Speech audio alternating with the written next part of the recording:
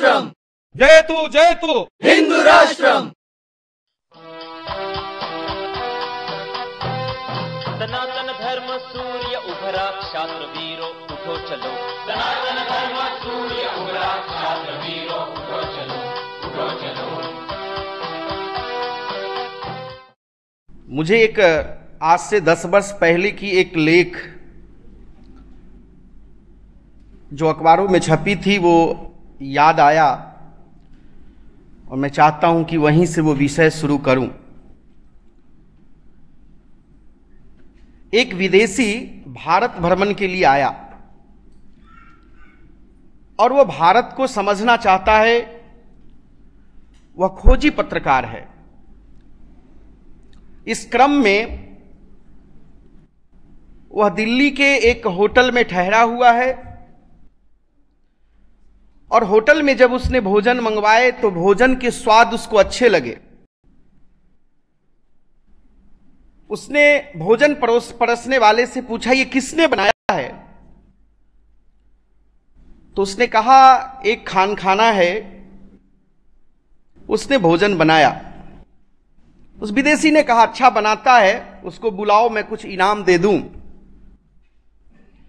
अब वो बनाने वाला जब आया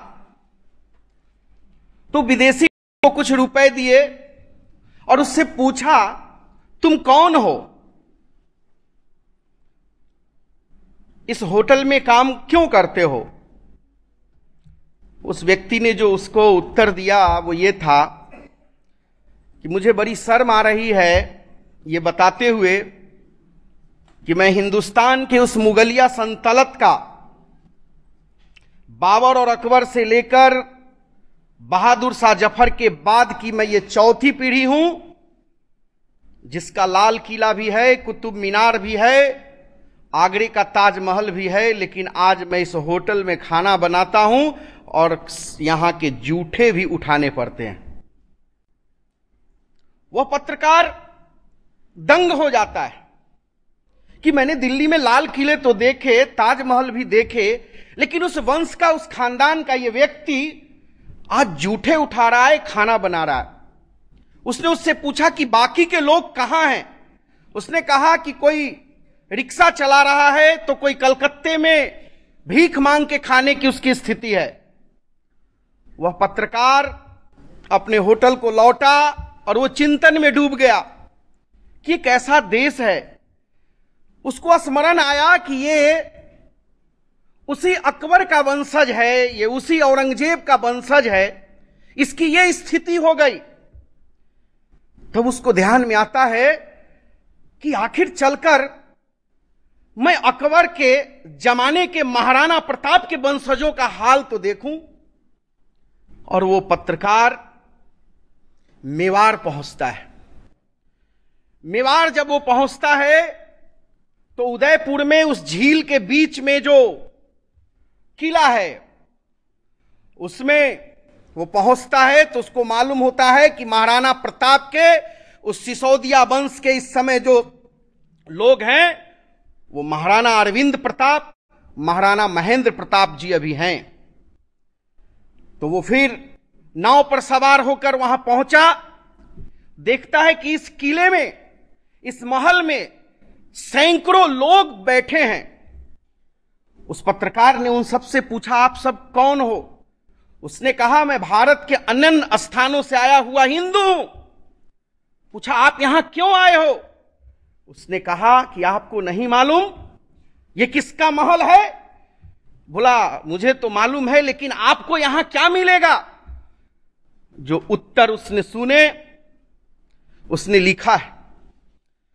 वहां बैठे हुए लोग घंटों से प्रतीक्षा कर रहे हैं और उस पत्रकार ने लिखा कि जैसे ही महाराणा अरविंद प्रताप जी अपने सिंहासन पर बैठे तो पंक्तिबद्ध होकर हिंदू समाज के जो लोग थे वो उनके पास जाते हैं, उनको प्रणाम करते हैं, उनका पैर छूने की कोशिश करते हैं और महाराजा सबको आशीर्वाद देते हैं। ये विदेशी पत्रकार घंटों के बाद उस लाइन में आता है और ये सब देख करके उसने अपनी कलम लिखी है। उसने कलम से अपने को पूरे दुनिया के अंदर उस लेख को प्रकाशित किया गया और उसने कहा कि मुझे आश्चर्य हुआ कि इस देश में जिसने लाल किला के अंदर भोग विलास किए, जिसने इस देश के अंदर इतने 100 वर्षों तक राज्य किए, उस अकबर का वंशज आज हिंदुस्तान के अंदर जूठा उठा रहा है, भोजन बना रहा है।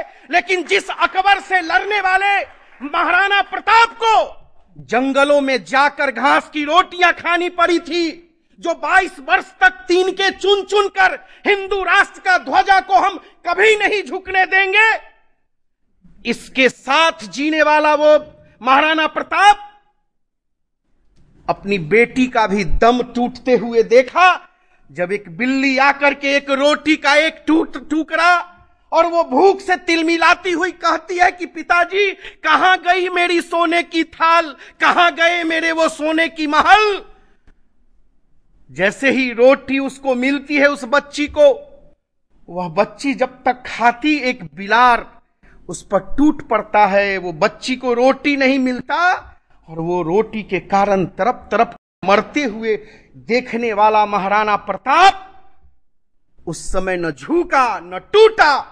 और तब उस पत्रकार ने लिखा कि दुनिया के अंदर सारी मिट्टी से अलग इस हिंदुस्तान की मिट्टी है, क्योंकि इस मिट्टी से जो खुशबू है, इस मिट्टी का जो धर्म है, वो यही संदेश देता है कि जो अधर्मी होगा उसका सत्यानाश होगा, जो धर्म के साथ चलेगा उसके बाल बच्चों के भी चरण का रस लेने के लिए ये हिंदुस्तान उठ खड़ा होता है। हम सबने हिंदू राष्ट्र भारत